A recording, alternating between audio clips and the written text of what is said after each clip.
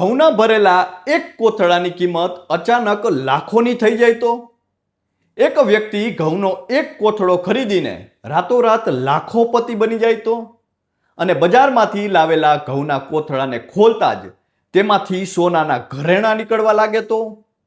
તમે કહેશો શું વાત કરો છો? જી હા, આ કોઈ ફિલ્મની કાલ્પનિક કહાની નથી, પરંતુ હકીકતમાં બનેલી એક ઘટના છે.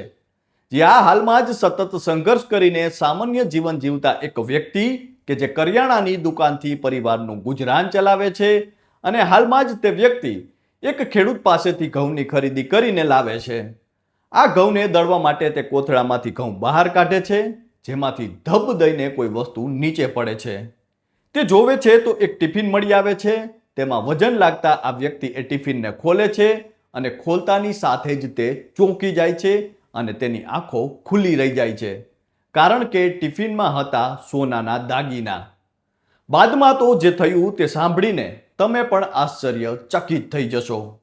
નમસ્કાર, આપની સાથે હું છું કૃપાલસિંહ જાડેજા, અને હાલમાં જ ઘઉં ભરેલા એક કોથળામાંથી નીકળેલા લાખોના ઘરેણાં અને બાદમાં જે બન્યું તે સમગ્ર ઘટના વિશે વિગતે વાત કરીએ. વાત ગુજરાતી પર. પાલીમાં રહેતા માંગુ ખાન નામના કરિયાણાના એક વેપારી માટે 15 માર્ચનો દિવસ સામાન્ય હતો. તેઓ પાલીથી 30 કિલોમીટર દૂર રહેતા એક ખેડૂત પાસેથી હાલમાં જ ઘઉંની ખરીદી કરી ઘરે પહોંચ્યા હતા. પોતાના ઘરમાં તેમણે ઘઉં દળવા માટે જ્યારે ઘીસારામ પાસેથી ખરીદેલો કટ્ટો ખોલ્યો અને તેને ખાલી કર્યો, ત્યારે અચાનક અનાજ સાથે એક ભારે ટિફિન ધપ દઈને નીચે પડ્યું. માંગુ ખાને જેવો ટિફિનનું ઢાંકણ હટાવ્યું, તેમની આંખો ફાટી રહી ગઈ, કારણ કે આ ટિફિન ભોજન કે અન્ય કોઈ વસ્તુનું નહીં, પરંતુ સોનાના હાર, બંગડીઓ અને ચાંદીના ઘરેણાથી ભરેલું હતું. જે ઘરેણાની કિંમત બજારમાં 15 લાખ આસપાસની હશે. ત્યારે એક ક્ષણ માટે તો ત્યાં સન્નાટો છવાઈ ગયો. અને આજકાલ જ્યારે આપણે નાની નાની વસ્તુઓને લઈને લોકોને એકબીજા સાથે ઉગ્ર રીતે ઝઘડતા જોઈએ છીએ, ત્યારે આ દ્રશ્યો પણ જાણે સામાન્ય થઈ ગયા હોય તેવું આપણને લાગતું હોય છે. ત્યારે માંગુ ખાનની નિયત સહેજ પણ ન ડગી. તેમણે તરત જ નક્કી કર્યું કે આ કોઈની મહેનતની કમાણી છે અને તેને તેના અસલી હકદાર સુધી પરત પહોંચાડવી જરૂરી છે.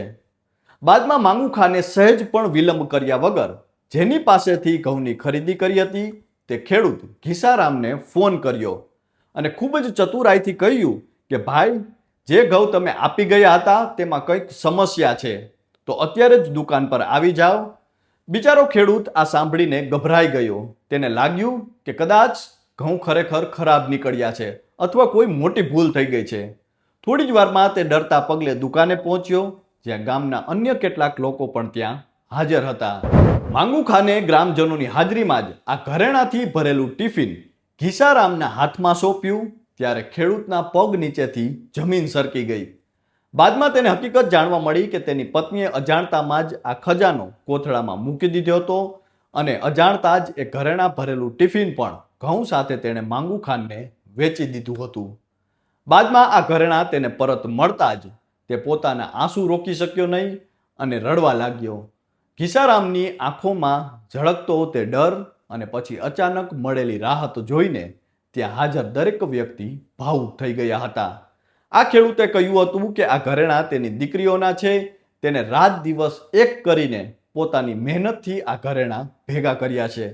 તેની પત્નીએ ચોરોના ડરથી ઘરના તમામ સોના ચાંદીના દાગીના એક ટિફિનમાં ભરીને ઘઉંના કટ્ટાની વચ્ચે સુરક્ષિત રાખ્યા હતા.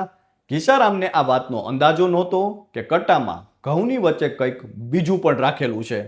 લગભગ 15 દિવસ પહેલા જ્યારે ઘરનું અનાજ વેચવાનો વારો આવ્યો, ત્યારે તેમણે 50-50 કિલોના 2 કટ્ટા સ્થાનિક કરિયાણાના વેપારી માંગુ ખાનને વેચી દીધા. ખેડૂતને લાગ્યું કે તેણે ફક્ત પોતાનો પાક વેચ્યો છે, પરંતુ હકીકતમાં તો પોતાના પરિવારનું આખું ભવિષ્ય વેપારીને ત્યાં છોડીને આવ્યો હતો. ત્યારે ખેરવા ગામના ગ્રામજનોએ માંગુ ખાનની આ પહેલની ખૂબ પ્રશંસા કરી રહ્યા છે. આ ઉપરાંત મીડિયા અને સોશિયલ મીડિયા પર આ ઘટના વિશે જાણીને લોકો પોતાની પ્રતિક્રિયા આપી રહ્યા છે અને કહી રહ્યા છે કે આ ઘટના સાબિત કરે છે કે પ્રમાણિકતાનો કોઈ ધર્મ હોતો નથી. માનવતા જ સૌથી મોટો ધર્મ હોય છે. ત્યારે આપ સૌ કોઈ આ ઘટનાને લઈને શું માની રહ્યા છો તે કોમેન્ટ કરીને અમને જરૂરથી જણાવજો. તો હાલ તો બસ આટલું જ. ફરી મળતા રહીશું વાત ગુજરાતી પર.